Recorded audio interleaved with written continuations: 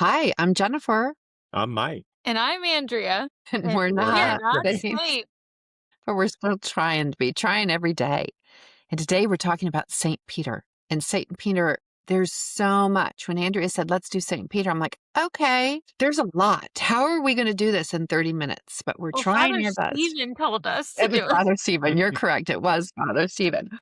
And as we started to study, as I said, there's so much. So I'm anxious to see where we go, how we go, because we just go when we go. So anyway, And if it thank goes you. well, Yes, then I told us to do it.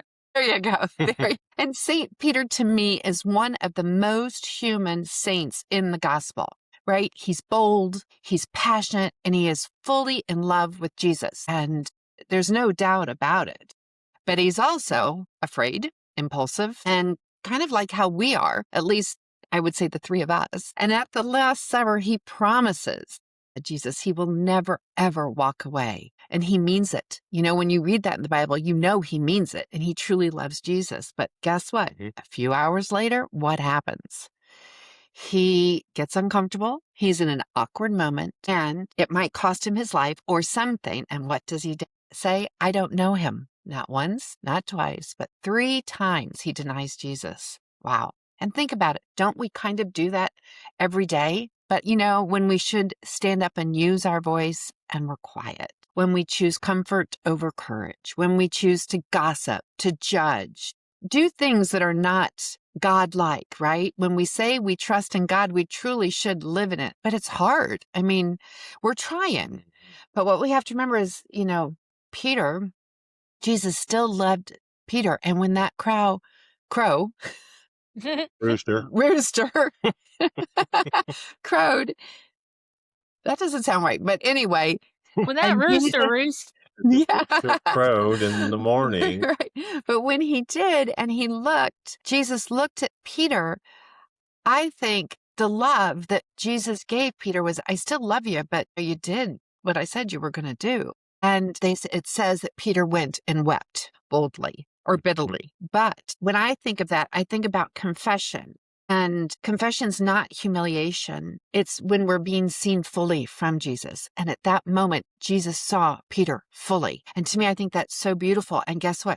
Jesus still loved Peter.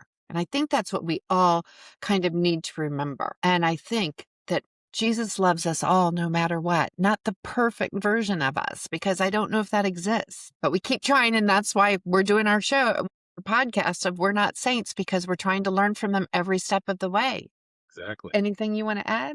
Peter's original name was Simon, which, interesting enough, means hearing. And then later, when Jesus named him Peter, which means rock, which are very interesting in the Bible because they're very significant. Peter's brother, Andrew, is the one that brought him to Jesus initially. He said, the Messiah's here. You have to meet this guy. He's amazing. They were fishermen. There was a family business that they fished for the Roman Empire, which sounds like it was not an easy task to satisfy the Romans with their taxes and their demands. We need more. It's not enough.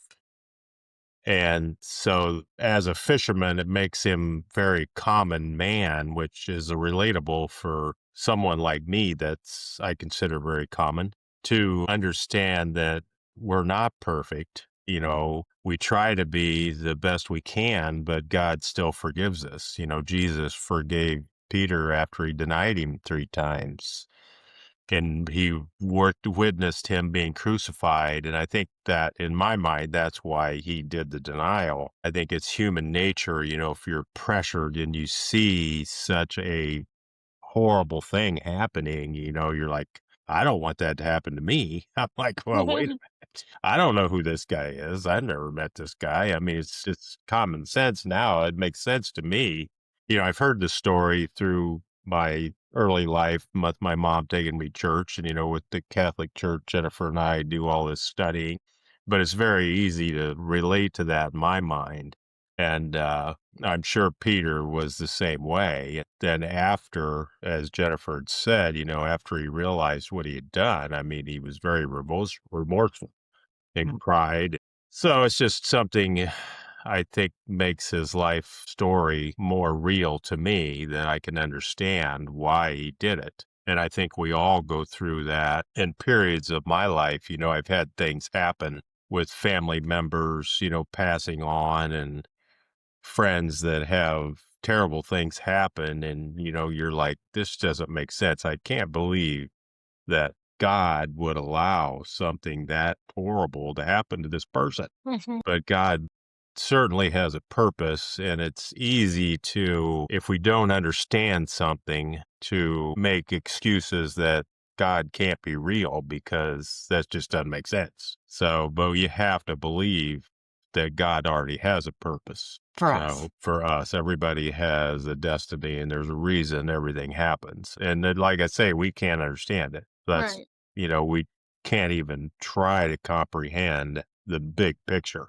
I mean, we're just a tiny speck in time. I think, yeah, it was everything's hindsight 2020, Yeah. Well, whenever Jesus has that encounter with Peter before he's Peter, and he tells him and his brother, I'll make you fishers of men. Right? They're Mhm. fishermen, but I'll make you fishers of men. And it foreshadowed what he had in store for them and for Peter especially. As Peter goes on to be one of the first apostles, the first pope of the church, and he really leads people into the church, but it doesn't happen overnight. And as you said, there's a great deal of relatability through Peter's story, and as Jen said as well.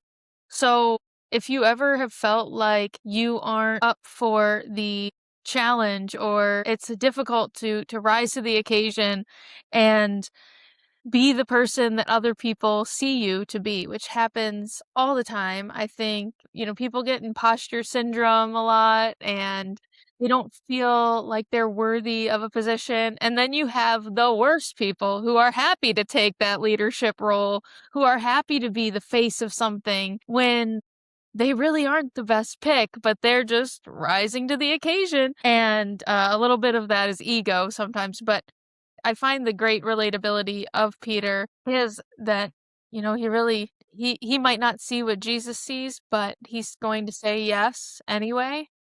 And even if later on he betrays him, he still says yes in that beginning moment. Right. And when he's given the name Peter, the Rock, not to be confused with Dwayne the Rock Johnson. You're going to say that.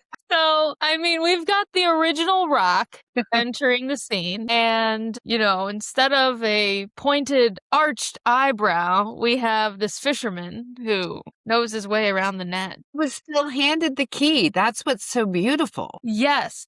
So imagine all the weight that's on him. So it reminds me of those times where you just have, and I wrote this down in my notes, the weight of the world. And I feel like when that happens to me, I feel like, oh, I'm bound to mess this up, and I try to warn people, like, I need you to remind me of this because I know I'm not gonna remember, or I know I'm gonna mess this up. And you just I just try to take into everybody's advice that they have for me. So, okay, what do I need to know? What do I need to do? But Jesus was telling Peter the whole time, you got to believe and just have faith. Don't be afraid. I think Mike and I tell you the same thing. I know. Am I Peter? But I find that's great that we can relate to this story so well, because so many people might turn away from that path because they don't feel worthy or able to rise to the occasion. You can take a lot away from this story as well, from the forgiveness aspect of it. And when Peter was one of Jesus's closest followers, he follows him after he says to make us fishermen of men, and he also witnessed some major moments. And the transfiguration, when Jesus became radiant on top of the mountain, Moses and Elijah appear. You can witness that. You go through these other scenes where he has the raising of Jairus' daughter. He reverses her death after she's already dying or dead. And the bleeding woman that came into the scene during that, touched Jesus's cloak and then stopped bleeding. You witness all of that and you think, okay, I have this person sold on what I'm capable of. Right. As I'm speaking for Jesus. Okay, I got this people sold, but he always knows. Okay, you're gonna mess up and it's gonna be fine. But have you ever been in that position where you think, oh, this person has my back, they'll never betray me, but then they do? This story is also for those people too, to behave like Jesus, where you can still forgive those people. I never thought you would betray me, and then you did. That sting. That's And the then big when you're old on the forgiveness. right, and when you're on the other side of that, when you're the Peter in the situation, and you're the one doing the betraying, and you have to kind of live with that and work through it. I saw all those things and I still betrayed this person. I was there for them through these times. I saw what they were capable of and I still did that. It's just, I mean, us humans, we don't know when to quit. Honestly, No come on. kidding. Can we please just follow the rules and just, to I them. don't know. Yeah. Just be who we say we're going to be. But Yeah. no, it's not that easy. No. That's why God gave us free will. Right. And I think whenever he was walking on the water and he was one of the only ones, or maybe the only one, to follow Jesus, right? Right. Yeah. He was the Peter's only the only one. other one that ever walked on water. Right. But when he took his eyes off Jesus, that's another moment of foreshadowing his own story later on, where he takes his eyes off Jesus, he begins to drown, and he should have learned then, better but as humans, we just don't know any better. The little doubt, and he fell into the water. I mean, Yeah. and I think, like I said, we all go through that in our Yeah. life. We always have moments where we doubt that Jesus is really here for us because we can't understand it.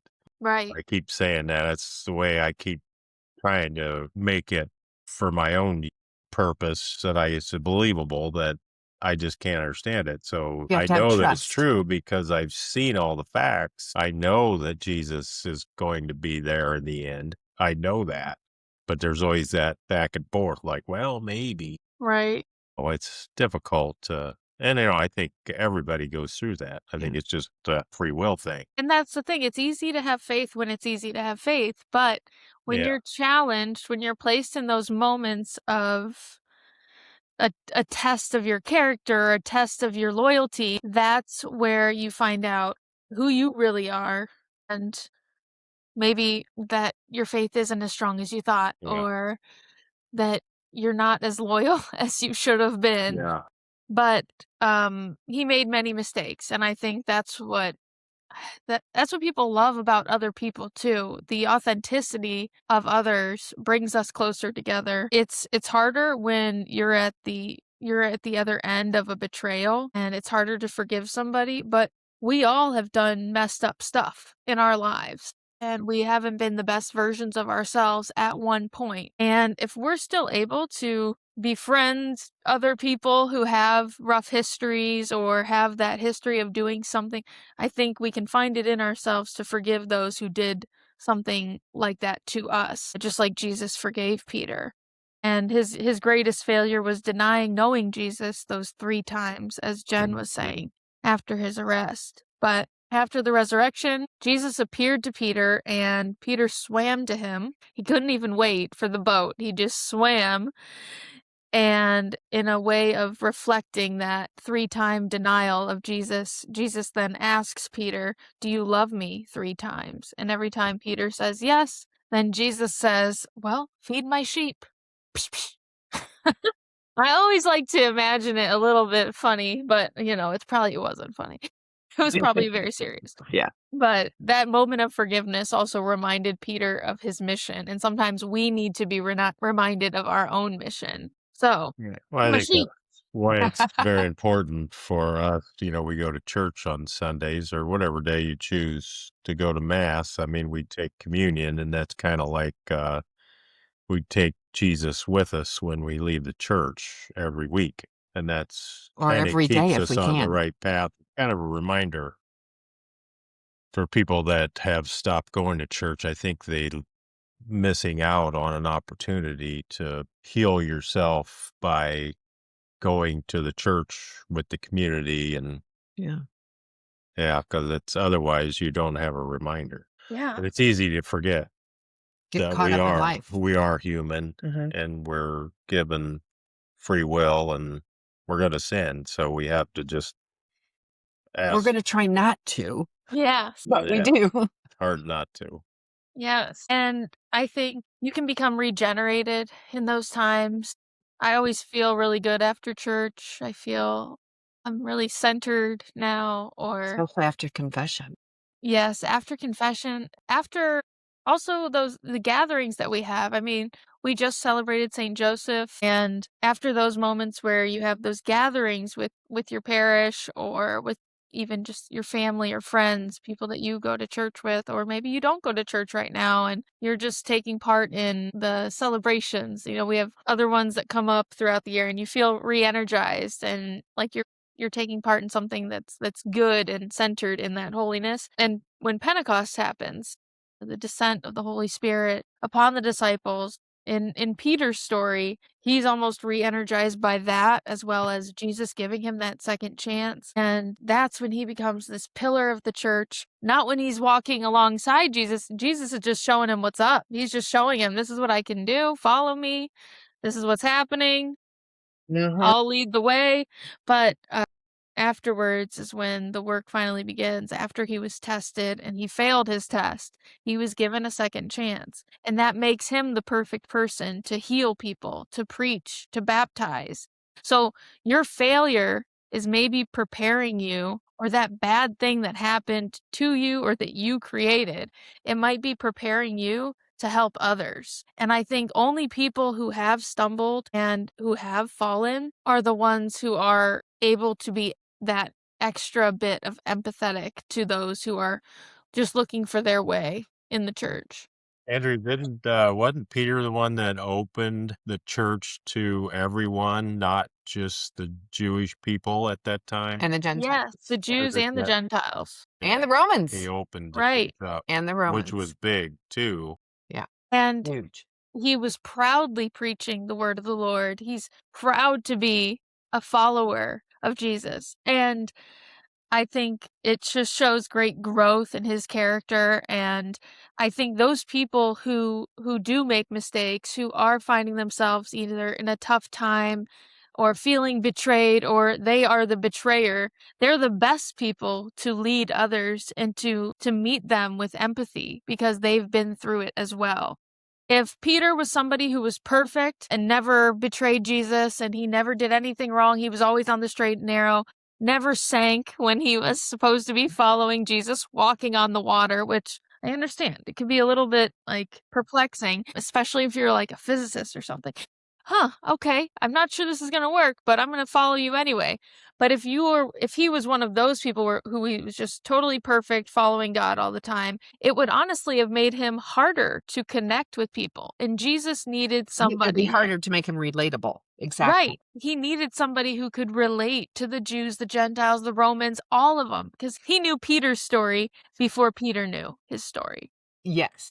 And I think if you have that faith and that belief in, okay, I'm not understanding this fully, but I'm going to say yes anyway, I'll keep on following you, and I'm still going to be myself, but as a follower of Jesus. And it's not saying you have to be perfect, but you just have to have faith and you have to say yes. And that's exactly what Peter's story teaches us. And what makes him so relatable is what makes him perfect for the job of being one of the pillars of the church in those early days. Exactly. Whatever you're going through too, imagine how it's preparing you to help others and preparing you for a journey ahead that you might not even know exists yet. Taking all of your failures and all of your hardship and trauma and all of these things and pouring it into something that will help others. Jen, you with your books and us with this podcast. And Mike, with all of you think of all of your experience over the years working on people's homes and doing all these things, that was preparing you to be Jen's husband and work on everything until the end of time. Yeah, that's a lot of work. Yeah. And you were like, why am I learning how to do all this? Right. Oh, okay, I'm going to be Jen's husband one day. Oh my goodness, poor I thing. think God sent me to do that because he needed somebody strong to do it. Yes, both mentally and physically and emotionally strong. Yeah. But, what you're going through right now, you have to believe that it's preparing you for something. And reading Peter's story gave me a little bit more faith in my future and hope in my future, which I get that every now and then. I'll get these little messages of hopefulness, like, okay, stay with it.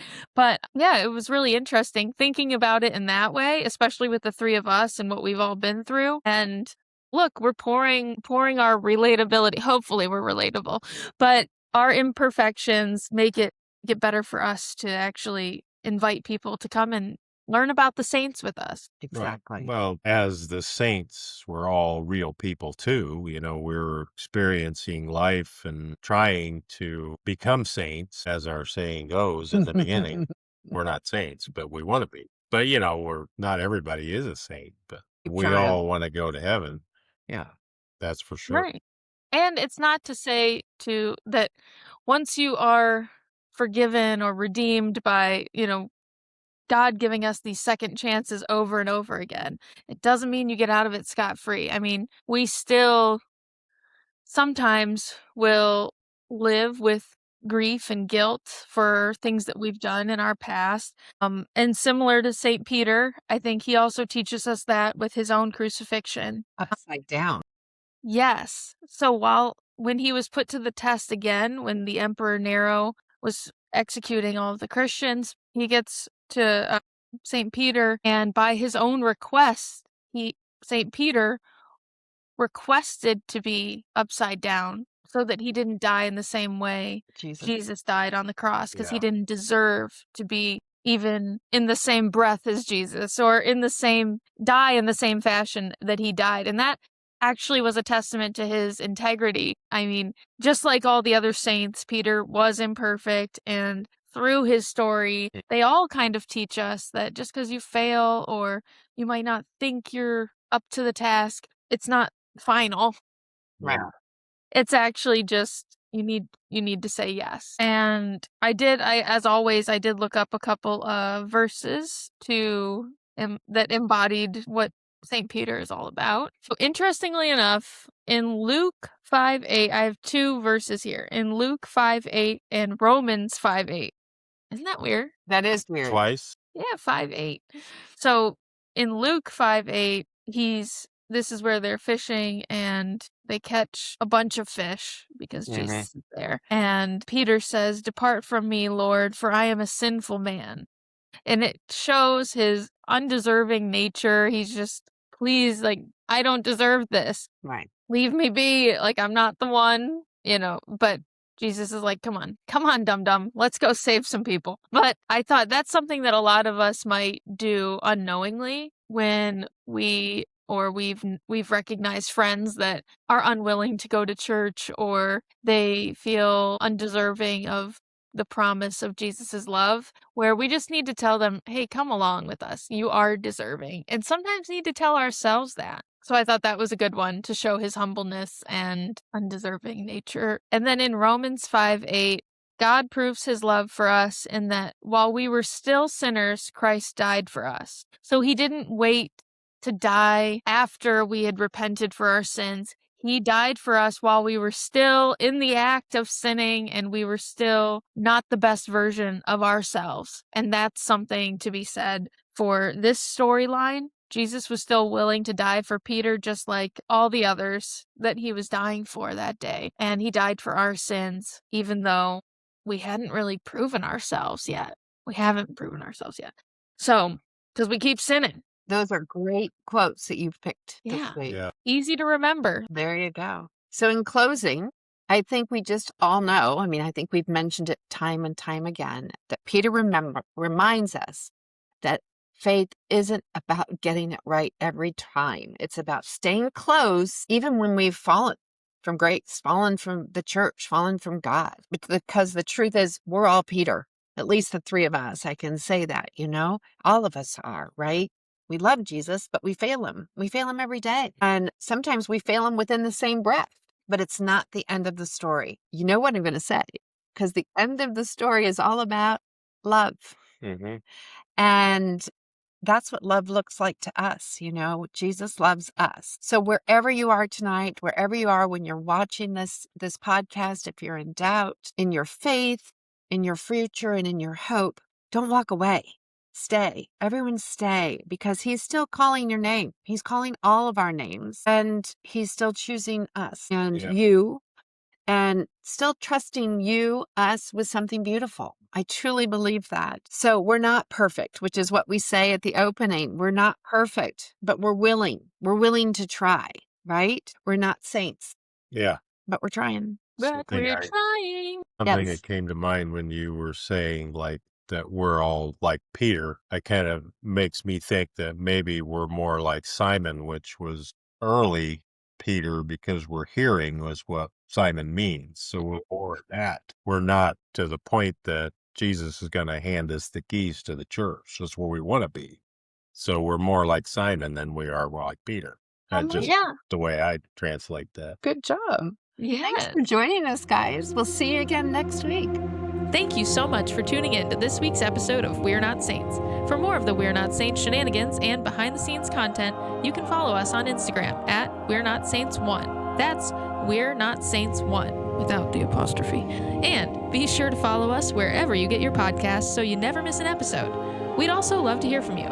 So leave us a comment or a review, or contact us by email at we'reNotSaints1@gmail.com. And if you'd like to have a great companion to your weekly saint studies with us, you can purchase a copy of my books.